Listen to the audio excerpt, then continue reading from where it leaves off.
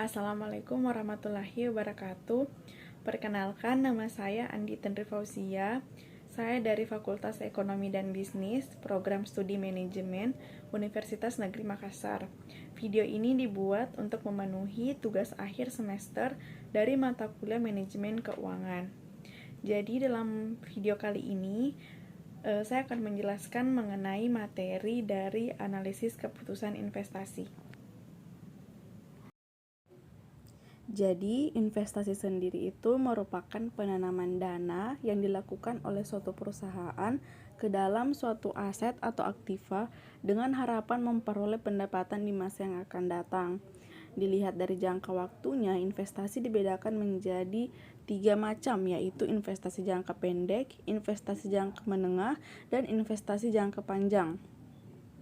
Jadi keputusan investasi ini itu sangat bergantung bagi kelangsungan hidup perusahaan, karena keputusan investasi tersebut menyangkut dana yang akan digunakan untuk investasi terus-menerus yang akan dilakukan ke depannya oleh perusahaan, pengembalian investasi dan risiko investasi yang mungkin timbul, sehingga keputusan ini itu diharapkan memperoleh penerimaan yang dihasilkan dari investasi tersebut yang dapat menutupi biaya-biaya yang dikeluarkannya.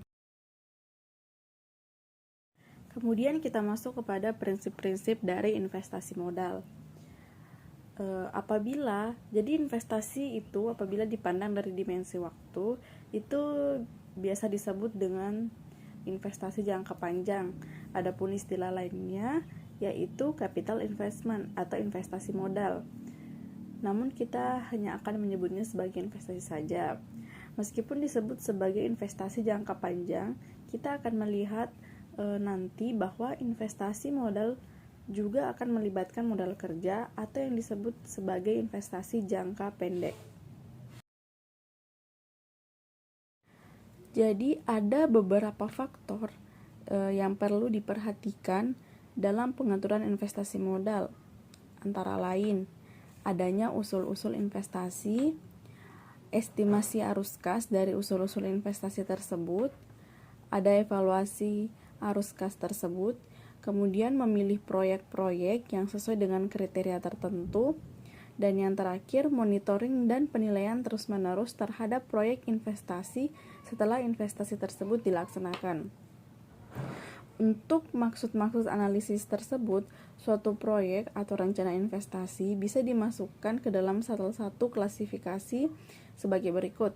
Yang pertama, ada pengenalan proyek baru atau pembuatan produk. Yang kedua, ada penggantian peralatan atau pabrik, penelitian dan pengembangan, dan eksplorasi.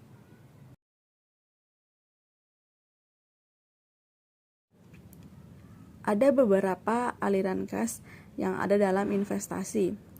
Yang pertama ada initial cash flow atau capital outlays, yang merupakan aliran kas yang berhubungan dengan pengeluaran kas pertama kali untuk keperluan suatu investasi.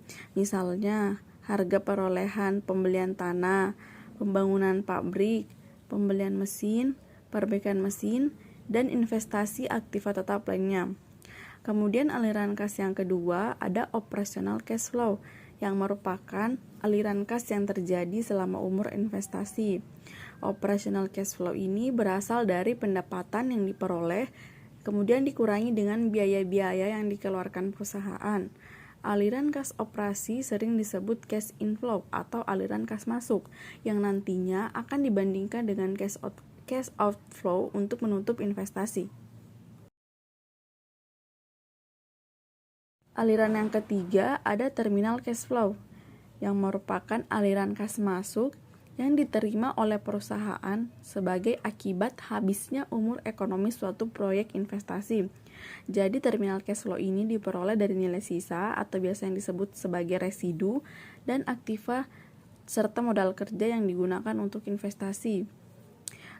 Maksudnya yaitu setelah umur ekonomis aktiva yang bersangkutan habis, maka modal kerjanya tidak lagi terikat pada aktiva tersebut dan dapat digunakan untuk kegiatan lain. Pada saat itulah modal kerja merupakan aliran kas, tidak lagi terikat pada aktiva tersebut dan dapat digunakan untuk kegiatan yang lain karena hanya terjadi pada akhir umur ekonomisnya saja. Kemudian kita masuk kepada metode penilaian investasi. Jadi, untuk menilai apakah investasi tersebut layak atau tidak dilaksanakan oleh perusahaan, maka dapat dihitung dengan beberapa metode penilaian atau kriteria proyek investasi. Yang pertama ada metode accounting rate of return, yang dimana metode ini bertujuan untuk mengukur besarnya tingkat keuntungan dari investasi yang digunakan dalam memperoleh keuntungan. Adapun keuntungan yang diperhitungkan yaitu keuntungan bersih setelah pajak atau earning after tax, sedangkan investasi yang diperhitungkan adalah rata-rata investasi yang diperoleh perusahaan dari investasi awal. Namun investasi awal ini tuh opsional jika ada ya. Kemudian ditambah investasi akhir dibagi 2. Adapun rumusnya bisa kita lihat di layar, yaitu ARR sama dengan rata-rata laba setelah pajak kemudian dibagi dengan rata-rata investasi dan dikalikan dengan 100%. Jadi sebetulnya metode ini tuh sangat sederhana sehingga sangat mudah untuk dijadikan sebagai pengambilan suatu keputusan. Apabila besarnya suatu ARR daripada biaya investasi yang digunakan atau biaya modal, maka investasi tersebut layak untuk dilaksanakan. Begitupun sebaliknya. Namun tetap saja metode ini juga mempunyai beberapa kelemahan. Kelemahan yang pertama yaitu mengabaikan nilai waktu dan uang. Hanya menitik beratkan masalah akuntansi sehingga metode ini kurang memperhatikan data aliran kas dan investasi. Kemudian yang ketiga merupakan pendekatan jangka pendek dengan menggunakan angka rata-rata yang menyesatkan. Dan kelemahan yang terakhir kurang memperhatikan panjangnya atau lamanya jangka waktu investasi. Kemudian ada metode penilaian yang kedua yaitu metode payback period atau yang biasa disebut dengan PBP, yang merupakan periode yang diperlukan untuk menutup kembali pengeluaran suatu investasi dengan aliran kas masuk atau neto yang diperoleh oleh perusahaan. Jadi metode ini juga cukup sederhana seperti metode sebelumnya. Adapun rumusnya bisa kita lihat di layar, yaitu PBP sama dengan capital outlays dibagi dengan proses dikali 1 tahun. Seperti halnya metode sebelumnya, metode ini juga mempunyai beberapa kelemahan. Yang pertama, mengabaikan nilai waktu dan uang, mengabaikan proses setelah PBP dicapai, dan mengabaikan nilai sisa. Kemudian metode yang ketiga yaitu net present value, yang merupakan metode untuk mencari berapa selisih antara nilai sekarang dan aliran kas neto dengan nilai sekarang dan satu investasi. Jadi pengambilan keputusan apakah suatu usulan proyek investasi diterima atau ditolak jika menggunakan metode net present value, kita akan membandingkan nilai NPV dengan nilai 0.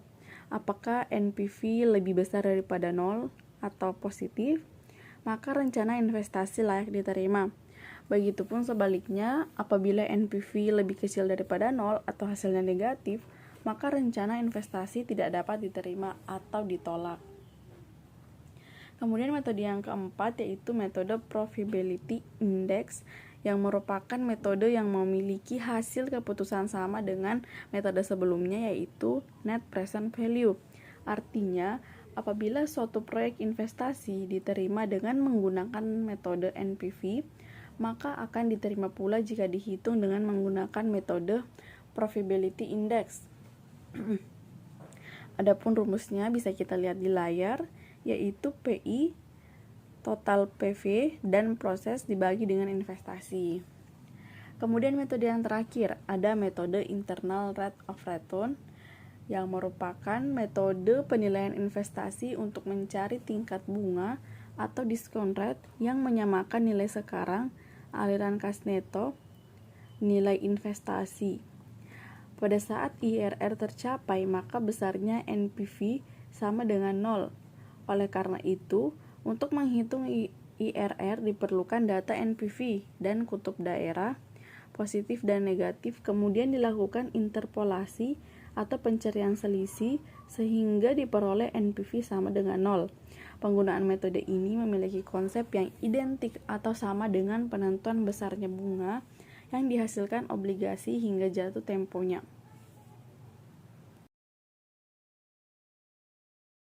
Baik, mungkin sekian dari materi yang dapat saya sampaikan. Akhir kata, mohon maaf atas kekurangan, baik itu dari segi pembawaan materi ataupun dari materinya sendiri. Sekian, assalamualaikum warahmatullahi wabarakatuh, dan sampai jumpa di video selanjutnya.